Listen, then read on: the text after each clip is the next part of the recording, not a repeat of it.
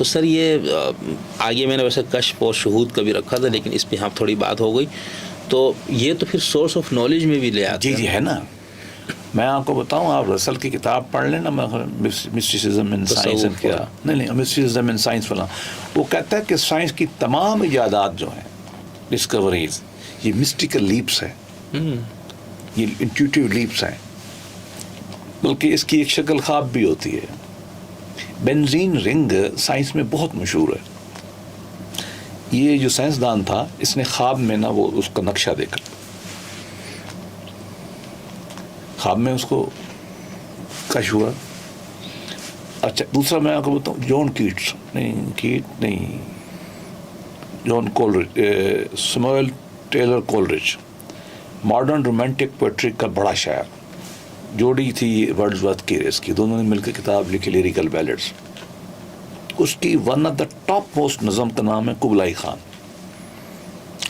یہ نظم اس نے خواب میں لکھی، خواب میں سوچی، صبح اٹھی، لکھنا شروع کی، اور اس نے کوئی میرے خیال میں 4-5 پیج لکھے. بہت پاورفل نظم ہے، بہت اس میں رفت کا تصور پایا جاتا ہے.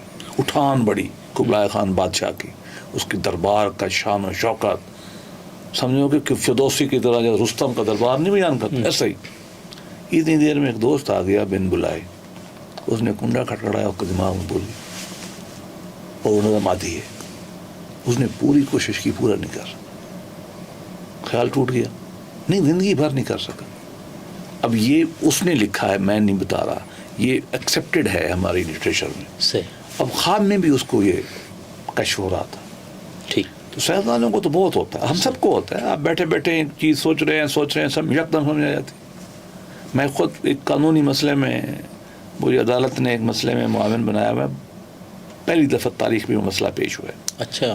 تو انہوں نے مہربانی کی مجھے، انہوں نے کہا میں پچھلے 2 ہفتے سے لگا ہوا ہوں، آج رات صبح 6 بجے، صبح تو رات تو نہیں، صبح 6 بجے مجھے جا کے اس مسئلے پہ کلیئرٹی ہوئی. اور کل 2 بجے تک میری کلیئرٹی نہیں تھی.